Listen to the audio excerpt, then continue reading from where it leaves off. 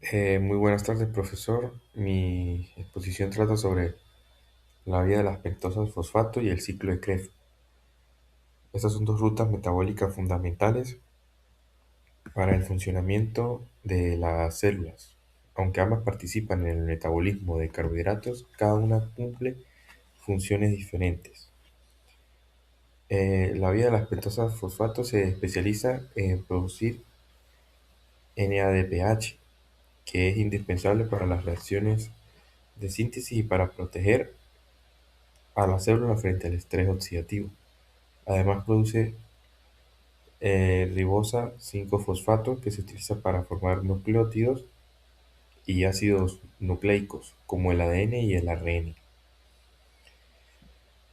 Por otro lado, el ciclo de Krebs representa el centro del metabolismo energético. Su función es oxidar completamente el acetil para generar moléculas como NADH y FADH, que posteriormente se utilizan en la cadena respiratoria para producir ATP. En esta presentación explicaré dónde ocurre cada vía, cuáles son sus principales intermediarios, las enzimas más importantes, los cofactores que participan y los mecanismos que regulan cada proceso.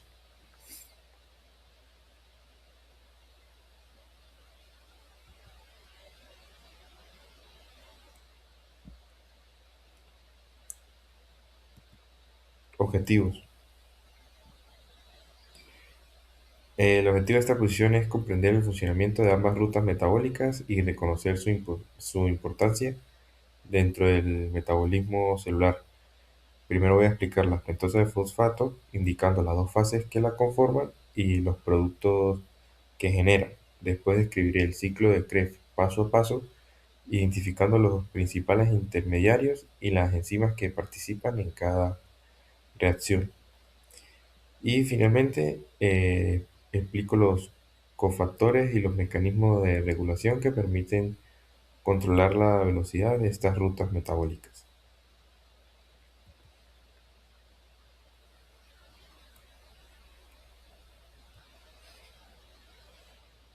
Ahora sí, vamos con la vía de la pentosa fosfato.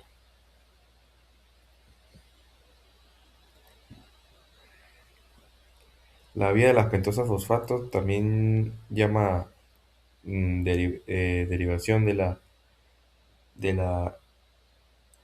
hexosa monofosfato, ocurre en el citoplasma de la célula. A diferencia de la glucólisis, esta vía no tiene como objetivo producir ATP. Sus funciones principales son dos. La principal es producir NADPH, una molécula que proporciona poder reductor para la síntesis de ácido graso, colesterol y hormonas esteroideas. Además, el NADPH permite mantener reducido el, el glutatión, una molécula que protege a las células del daño ocasionado por los radicales libres. La segunda función consiste en producir ribosa 5-fosfato, necesaria para la síntesis de nucleótidos, ADN y ARN. Esta vía es especialmente activa en tejidos como el hígado, las glándulas suprarrenales, el tejido adiposo y los eritrocitos.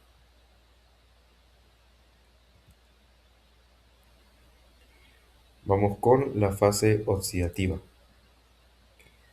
La primera parte de esta vía corresponde a la fase oxidativa, la cual es irreversible.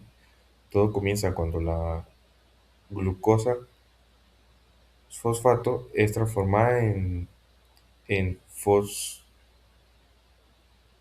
en fosfoglucono delta lactona mediante la enzima glucosa fosfato deshidrogenasa, conocida como G6PD. En esta reacción, el cofactor NADP acepta electrones y se reduce para formar el primer NADPH.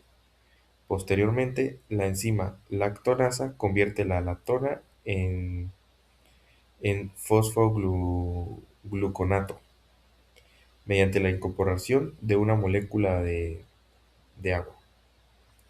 Después interviene la enzima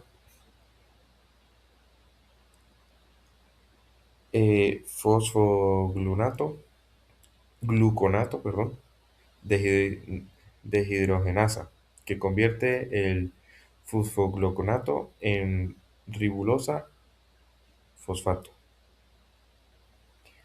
Durante esta reacción ocurre una descarbonización oxidativa, por lo que se libera una molécula de dióxido de carbono y se produce un segundo NADPH. Como resultado final de la fase oxidativa por cada molécula de glucosa fosfato, se obtienen dos moléculas de NADPH. N, NADPH, que NADPH se me olvidó mencionar, es nicotinamida, adenina, dinucleótido fosfato reducido, o NADPH. Ok, ahora vamos con fase no oxidativa. La segunda parte de esta vía corresponde a la fase no oxidativa y es completamente reversible. En esta etapa, la ribulosa fosfato puede convertirse en ribosa fosfato mediante la enzima fosfopentosa isomerasa o, si, o si- silulosa fosfato mediante la enzima fosfopentosa epimerasa. Después intervienen dos enzimas muy importantes. La primera es la transetolasa, que transfiere fragmentos de dos carbonos y necesita como cofactor la tiamina pirosfato, conocida como TPP, y derivada de la vitamina B1. La segunda es la transaldolasa, que transfiere fragmentos de tres carbonos. Gracias a estas reacciones se forman intermediarios como eritrosa fosfato, fructosa fosfato y gliceraldehído fosfato, que pueden incorporarse nuevamente a la glucólisis. La principal enzima reguladora de toda la vía es la glucosa fosfato deshidrogenasa. Cuando la concentración de NADP aumenta, la enzima se activa porque la célula necesita producir más NADPH. En cambio, cuando existe una gran cantidad de NADPH, esta actúa como inhibidor y disminuye la velocidad de la vía. Además, la insulina estimula la síntesis de esta enzima, especialmente después de consumir alimentos ricos en carbohidratos.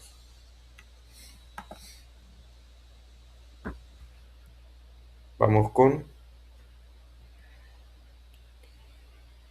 la regulación ya explicada también. Aquí tenemos la imagen. Y vamos con el ciclo de Krebs.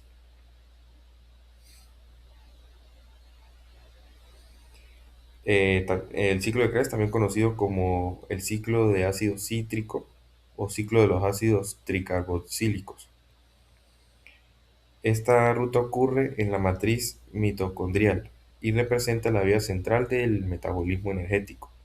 Además de ingresar al ciclo, el piruvato obtenido durante la glucólisis se transforma en acetil, gracias al complejo piruvato deshidrogenasa. Este complejo necesita varios cofactores importantes, entre ellos la tiamina pirofosfato, la lipoamida, la coenzima A, el FAD y el NAD. El acetil se combina con el oxaloacetato para formar citrato e iniciar el ciclo. El objetivo principal de esta ruta es oxidar completamente.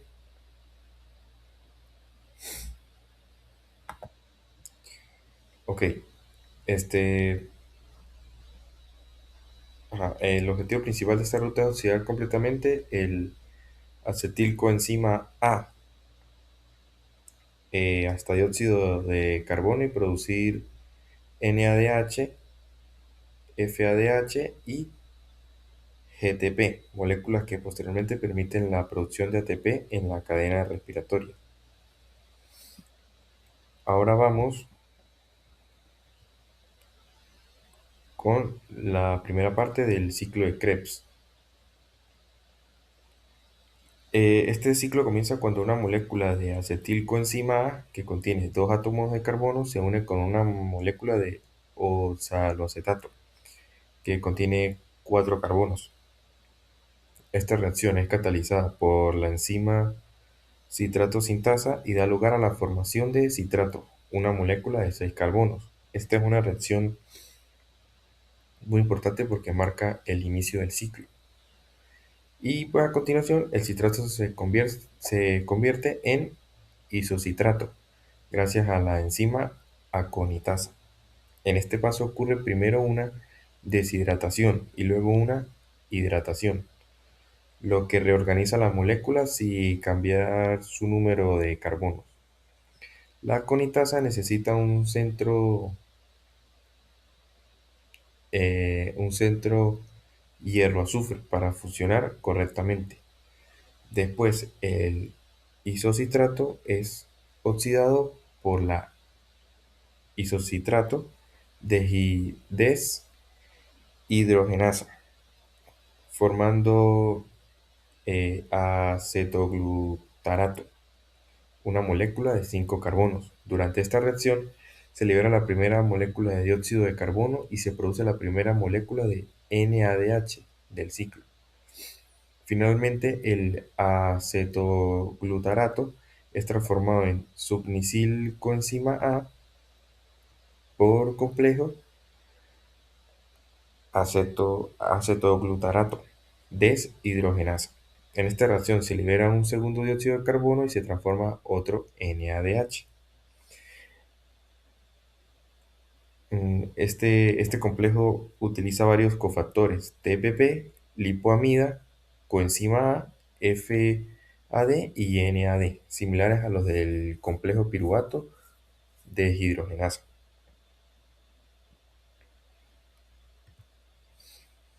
Ok, vamos con la segunda parte del ciclo de Krebs.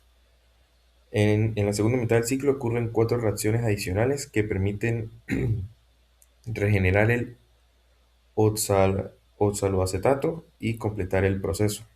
Primero, el subnicilcoenzima A se convierte en succianato mediante la enzima subnicilcoenzima A sintetasa. En este paso ocurre una fosforilación a nivel de sustrato, lo que permite formar una molécula GTP que en algunos tejidos puede convertirse fácilmente en ATP. Después, el succianato es oxidado a fumarato por la enzima succianato deshidrogenasa. Esta reacción produce FADH. Es importante recordar que esta enzima es la única del ciclo que está unida a la membrana interna de la mitocondria y forma parte del complejo 2 de la cadena de transporte de electrones. El fumarato se transforma luego en malato mediante la enzima fumarasa que incorpora una molécula de agua. Finalmente, el malato se oxida para regenerar el oxaloacetato gracias a la malato deshidrogenasa. Durante esta reacción se forma una tercera molécula de NADH. Con la regeneración del oxaloacetato, el ciclo queda listo para comenzar nuevamente con otra molécula de acetilcoenzima A. Regulación del ciclo de Krebs. El ciclo de Krebs está cuidadosamente regulado para responder a las necesidades energéticas de la célula. La primera enzima reguladora es el citrato sintasa, que es inhibida cuando aumentan los niveles de ATP, NADH, citrato o submisil coenzima A. Esto evita que el ciclo continúe cuando la célula ya dispone de suficiente energía. La segunda enzima reguladora es la isocitrato deshidrogenasa, considerada el principal punto de control del ciclo. Esta enzima es activada por el ADP y por el calcio, señales que indican una mayor demanda energética. En cambio, es inhibida por el ATP y el NADH. La tercera enzima es importante, perdón, la tercera enzima importante es el complejo acetoglutarato deshidrogenasa, que también es activada por el calcio inhibido por el NADH y el submisil coenzima A. Gracias a estos mecanismos, la célula ajusta pues, la velocidad del ciclo según sus necesidades metabólicas.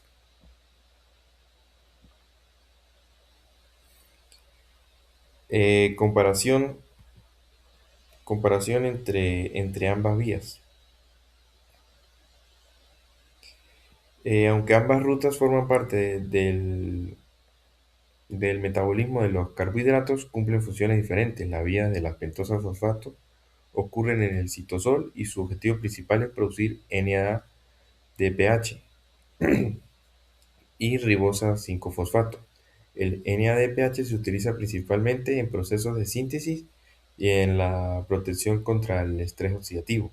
En cambio, el ciclo de Krebs ocurre en la matriz mitocondrial y tiene como finalidad oxidar el acetilcoenzima A para producir NADH, FADH y GTP, moléculas que permiten la síntesis de ATP o de energía.